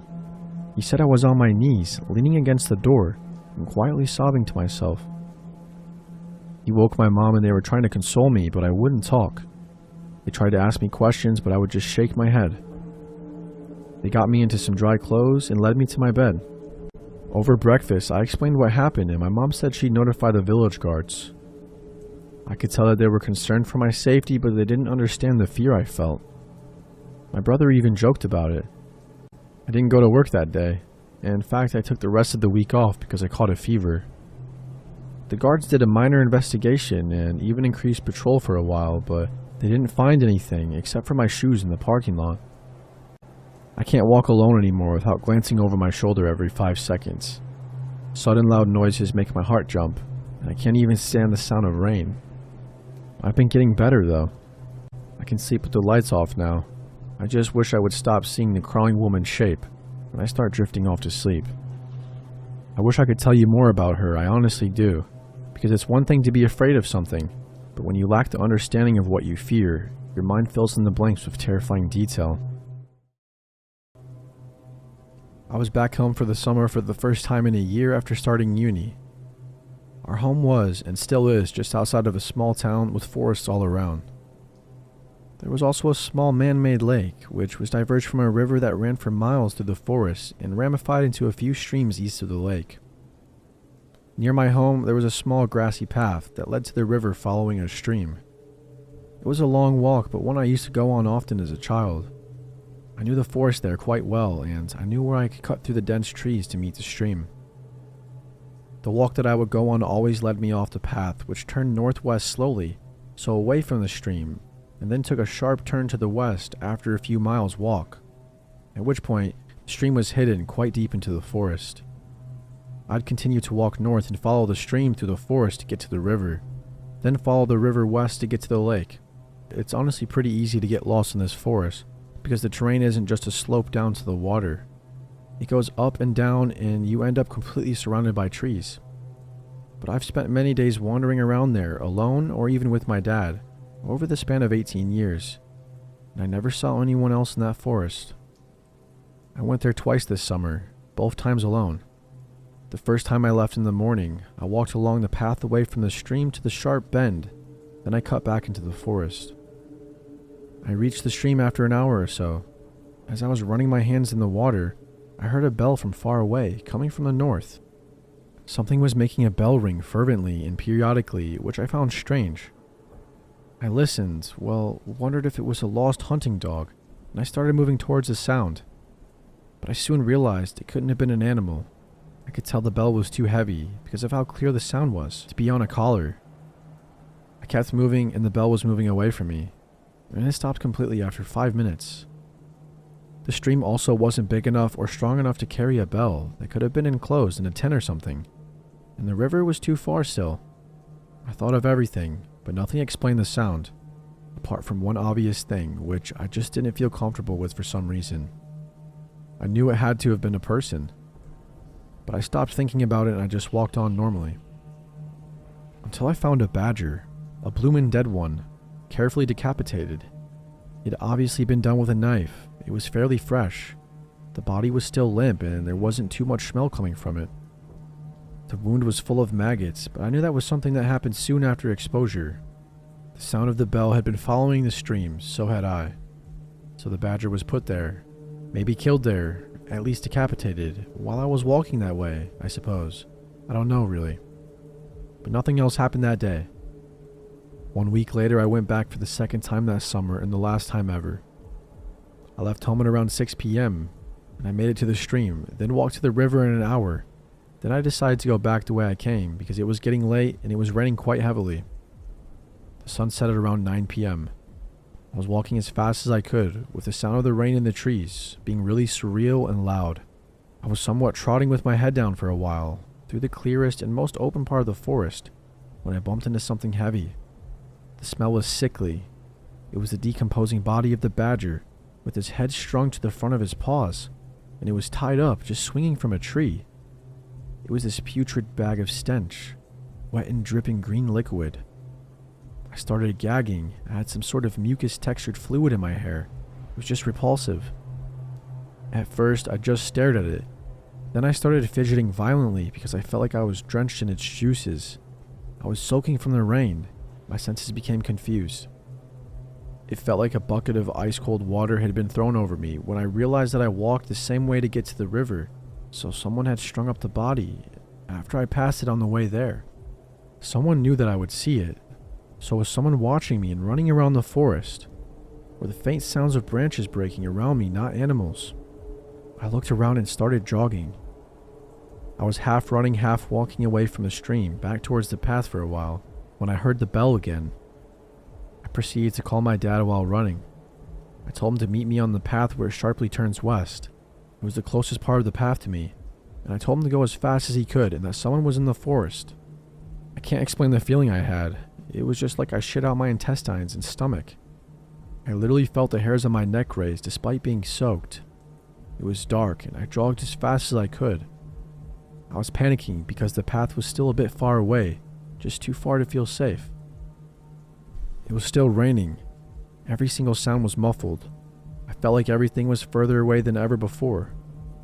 The bell went on for way longer than last time, on and off, and I felt like it was surrounding me at one point. The fear combined with my compromised hearing and the fact that I couldn't flip and breathe properly was making me slightly lose my sense of direction. I knew I was automatically heading southwest, but I wasn't really sure what I was even doing. I was breathing like a damn horse, coughing my lungs up, kind of crying out loud, like a toddler does, tripping over leaves and twigs like an idiot.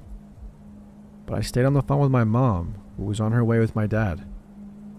I kept hearing sounds, but I wasn't sure what they were. My mom was also screaming on the phone at the same time that they were on the path and that I needed to run fast. I was as terrified as you could imagine, so I went into survival mode. I was doing the half running, half speed walking thing again because I was out of breath. But then I heard branches break and clear footsteps for the first time from down in the forest, and the bell ringing louder. I didn't want to, but I looked over my shoulder. That's when I saw what was in the forest with me. A tall figure creeping in my direction at the very end of the clearing, ringing this bell slowly in front of his stomach. I could tell he was staring straight at me. Now, I don't know if I had a hidden secret sprinting ability or instinctual adrenaline-induced superhuman powers, but when I tell you I ran for my life, I didn't look back once. I screamed as much as I could. I lied even. I'm on the phone with the police. They're on the path. Dad, I can see you. I'm here.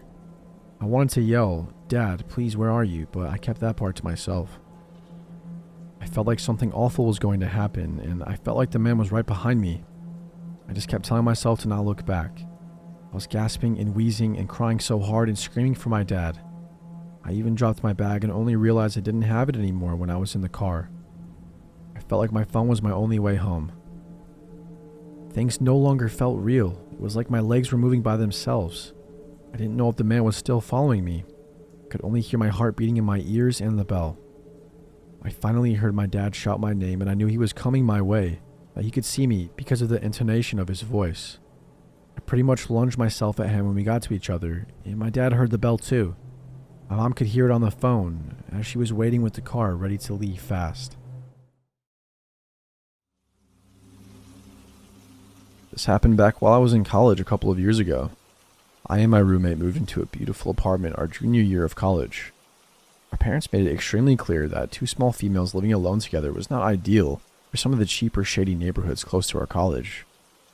We attended a college in our state capital, so we were in a city environment and had certain criteria we had to meet in order for us to live there and for them to co-sign our lease. Lit sidewalks, keyed entry into the apartment building, lit parking lot, X amount of blocks from campus, etc. So we finally found one that fit our parents' criteria. Our apartment building had a keyed entry for both the front of the building and the back gate that led to the fire escape. Our apartment was an end unit that led to the fire escape, so there were two deadbolt locks on it. We loved our apartment. We felt safe, we had fun, truly living the college experience. And then my roommate's boyfriend starts slowly moving his things into the apartment. He's staying there way more often than he should. Finally tell my roommate if he wants to stay there and use the water, electric and food that I help pay for, then he needs to pay for it too, including our rent. I tell her a three-way split, or I'm paying only my rent and he can pay the entire electric, water, and trash bill.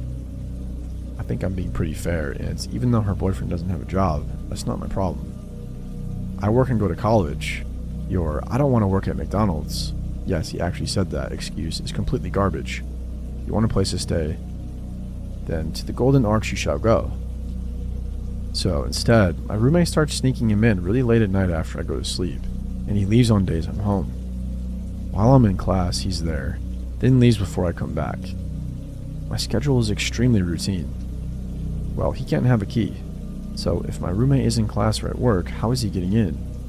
He can't take my roommate's key because if he decides to leave halfway through the day, how will she get her key back? All good questions. The solution they come up with is to leave the back door unlocked that leads to the fire escape, and then he can just jump the fence at the bottom of the fire escape to get back on the fire escape when he's ready to come back. Or stick a rock in between the door. Whatever works for him. So I'm off of work and school one Thursday morning, and I decide I'm going to sleep in as long as I possibly can. My roommate and her boyfriend have already left for the day, so naturally they leave the door unlocked. I'm asleep like a pretty princess. It's about 10 in the morning when I hear the back door open to the apartment. I come to just enough to recognize the noise, realize it's my roommate or her boyfriend, and I brush it off and try to drift back off. All of a sudden, I start hearing someone creak through the apartment. Wooden floors. It definitely doesn't sound like casual walking. It is clearly someone stepping slowly and quietly through the apartment. My door to my room is ajar, just a sliver, but I don't see anything out the door, and I'm honestly too tired to go get up and look. A couple of minutes pass, and I figure that my roommate and her boyfriend are just being weirdos, and I fall back asleep. I can't be sure how much time passes before I open my eyes, but it can't be too long. I wake up to my door opening. My back is to the door, and I am facing the opposing wall. I slowly start to turn over to see why my roommate or her boyfriend would dare wake me from my slumber. And there he is, a burglar, in my room, next to the bed I'm currently lying in. A 6-foot-tall, 250-pound minimum burglar, unplugging my TV about 5 feet from where I currently am. I immediately pretended I was just shifting positions in my sleep and continued to roll over with my eyes as shut as I could make them seem, still open enough to watch what was going on. He hears me shuffling as I turn over, stops, looks dead at me, and luckily doesn't realize that my eyes are open just a tiny bit. He goes back to unplugging my TV and my DVD player, shoves them in a bag he's brought, like those bags from IKEA, and steals my change jar and casually starts walking out the front door to my apartment, like he came in for a cup of tea or something. After I hear the door shut, I immediately spring out of bed, grab my phone and start dialing 911, all while locking the back and front doors. The dispatcher is trying to calm me down. At this point, I am hysterical. I can't even catch my breath to tell her I'm okay. Luckily, I told her my address before I started hyperventilating. Pause. I will take a second to commend the police department, both city and college, because they were there in less than 3 minutes. Resume. She tells me the cops are there, but they need me to go downstairs to let them in the building, because they don't have the key to the front door of the building.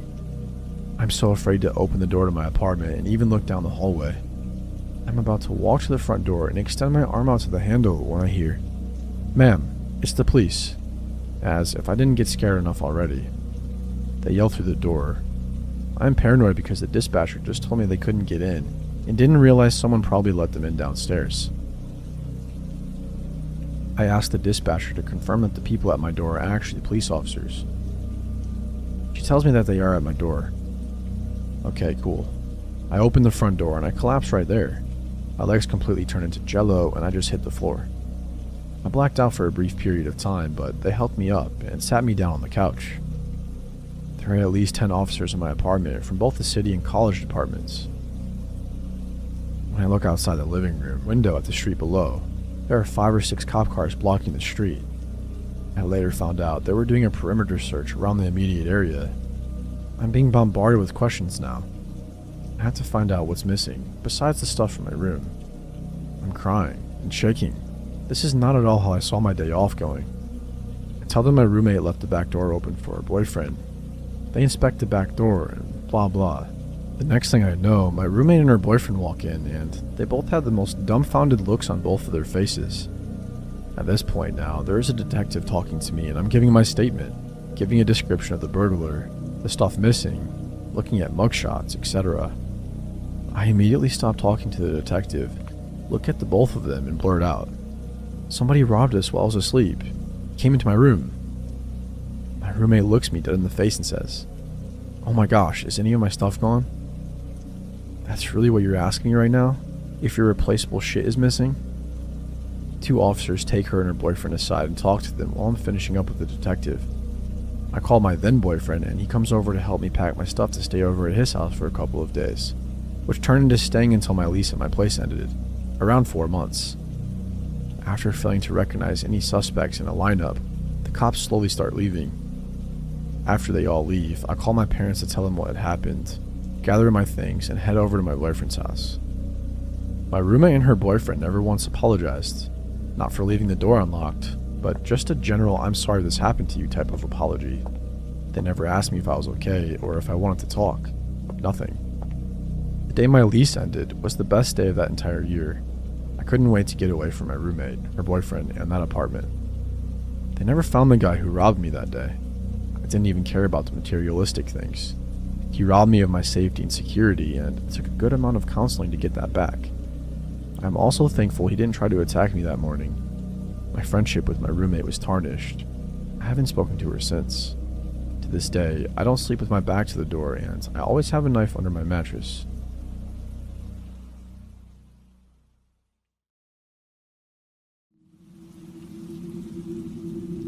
For background, I'm a 24-year-old woman living in Australia and working at an establishment that caters to an adult audience. One night, as my shift is coming to a close, one of the patrons asks to buy me a drink, which I accept because of employer policy. I talk him up to a couple of expensive drinks for the two of us, have a quick conversation, and make my excuses about my shift being over, but he should come back to see me soon. I feel his gaze undressing me in his mind as he licks a splash of his drink from his upper lip. He stands up and, with this creepy grin, asks to walk me to my car. Now, I'm no idiot. I know never to put myself in that position and politely decline and tell him I might see him next time. I walk out past our biggest bouncer and the guy doesn't follow me. Great. Nothing extraordinary. Just standard par for the course of my profession. But sadly, this isn't where our story ends. Oh no, for this creep, it's only just beginning. I'm off for a week after that night, but when I come back into work, I'm told the patron has been coming in every night for the last week asking for me. Says he wants to buy me another drink. Naively, I think, oh great, a bigger pay this week, and get set for my shift. The night rolls on, and who should roll in but our man of the hour, and he asks for me, right? So I saunter over and he buys me a drink. The whole time I'm sitting there with him, he just has this creepy grin on his face. Not like a sexual undressing creep grin. That's just normal. No, this was the kind of grin where he knows something you don't and is very pleased with himself about that fact. So we were talking, and I'm getting him to order himself drinks and trying to upsell him where I can. About half an hour goes by, and I make my excuses to leave so I can try to spread the tips around. But this guy isn't having it. He won't let me leave, and the more I insist, the angrier he gets. He's practically hissy at me by the time I give a look to one of the bouncers, who promptly comes over and diffuses the situation, giving me an opportunity to walk away. Phew, crisis averted. Wrong, because the bouncer doesn't throw him out. It just gives me a buffer, so this guy starts following me around the place, even attempting to walk into an employee-only area, which is where another bouncer finally notices and kicks him out. I finish my shift and walk over to my car. There he is. I shit you not, sitting on the bonnet of my car. How he knew it was my car, I will never know. He wants me to give him a ride and tells me how sexy I look. He's spewing greasy slimeball creep lines at this point, and I'm not interested. I try to give him a hint nicely and decline to give him a ride, but again, he just turns mean and grabs me by my arm, insisting I give him a ride. I tell him to screw off and jam my key into his shoulder as hard as I can. He lets go and I push him with all my might so he falls down. I jump in my car, lock the door, and shove the key in the ignition. He's back up and banging on the window angrily to let him in, and I mean hard. So hard that I think his hands or my window might break. I gun the accelerator and I'm out of there. When I get 5 minutes down the road and I'm sure I'm not being followed, I pull over to the side of the road and call back to work. I tell them what's happened and alert that the other girls need to be careful leaving tonight. As I hang up the phone, I break into tears. Now, this isn't my first rodeo. I've been grabbed before, and the sad truth is, it will probably happen again. But you never get used to it, you know? I eventually compose myself, pull back onto the road, and head home. I cry myself to sleep. The next morning, word has gotten around, and the owner calls me to make sure I'm okay. I assure him I am. but he insists I take some time off in case this creep comes back. He wants to put some distance between us. Makes sense. A week goes by, then 2. He's coming in every night asking about me and being told I quit and don't work there anymore. I lie to get him to stop coming in, but he just keeps coming in and asking, clearly not buying it. Then suddenly, 2.5 weeks in, he stops. Great. I'm really needing money at this point, so I'm happy to be able to go back to work the following week. Time goes on and everything seems to go back to normal. Same old chancers, but the good kind that lead to higher paychecks. If the abusive guy doesn't come back in, I'm happy. I started being forgetful though. I think I leave a door closed when I leave the house, but it's open when I get back. Lights on or off, food left out, things end up in different places than I remember putting them sometimes, moments before. I'm losing it, but it's probably just the stress of everything that's gone down. One of my close friends who works with me reassures me that it's normal after being grabbed like that, and it will pass. This keeps up for a month, until one day I head out to work, get 15 minutes down the road, and realize I forgot some clothes that I'll need that night at work. I head back home, only to find the lights in my room on and the TV visible as on from the outside. I'm really losing it. Good thing I came back, I guess. I head inside, grab my stuff, and make sure to turn the TV off and the light out, and head to the door. Suddenly, I freeze. There, standing blocking the door, is the creep that grabbed me. I'm stunned, jaw dropped on the floor, and after what seems like a lifetime of standing in silence, staring at each other, him smiling that fucking smile, I scream. What? I'm screaming for him to get out and ask him what he's doing here, how he knows where I live, all in one jumbled mouthful of confusion. He just stands there with that smile on his face while I'm loudly freaking out, but stupidly not moving. I start gasping for air in a mixture of panic attack and bewilderment. Then he decides to speak in my wake. The words ooze out of him and leave me chilled. Welcome home, honey. You're back early. A switch goes off in my head. I throw everything I have on me at him and sprint to the back door. I'm out. I leg it faster than I ever have in my life, screaming bloody murder as I go. No one helps. Stupid, apathetic society. I hide in some bushes around the corner, tears running down my face, gasping for air. I check my pocket and my keys are still there, but no phone. Though I threw that at the stalker creep along with everything else. I sneak back to my house, jump in my car, and nope the F out. I head to work, tell them what's happened, and call the cops. The cops head to my house and send others to my work. The stalker guy is gone when they turn up. They search the house, and it turns out he's been living in my crawl space. I'm paranoid that's what all those doors and lights and misplaced things were about. I pack up whatever I can fit in my car while cops are still there. That they'll let me take, and I drive. I haven't been back since. I moved states, knew everything. My boyfriend, who I live with, works as a teacher in a town about 15 minutes away by train. He gets home more or less at the same time every day, give or take an hour or so. I, on the other hand, work from home. In late January of this year, we got into a pretty big fight about something stupid. I can't even remember what it was about now, but it was one of those fights where we didn't speak to each other, text, call, or anything the whole next day. So this afternoon, I was lying in bed getting work done. It was a Tuesday, and I was pretty sure his last class finished at 1 p.m. on Tuesdays, meaning he'd surely be home at 2:30. But around 1 p.m., I heard the front door open and shut.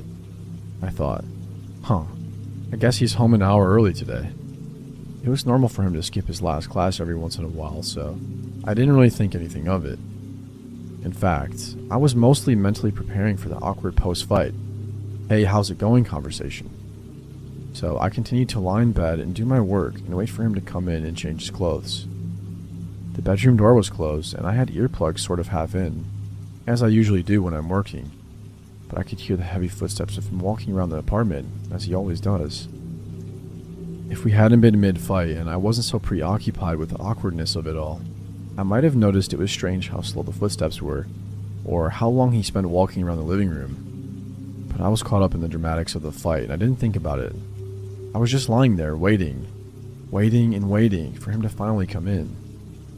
Finally, the bedroom door slowly opened just a few inches.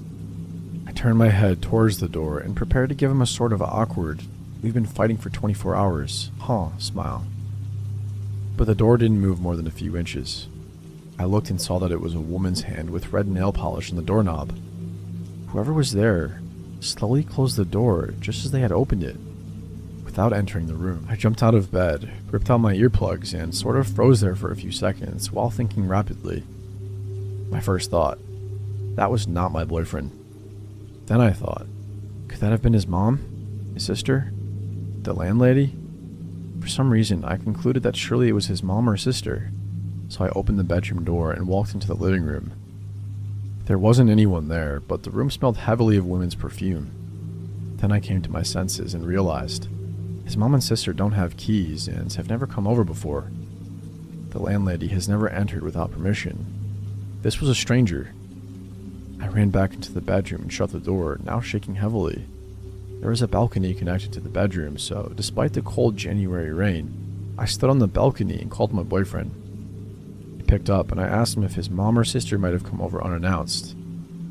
He told me, "No, don't move, I'm calling the police." The police were there in minutes and searched the whole apartment.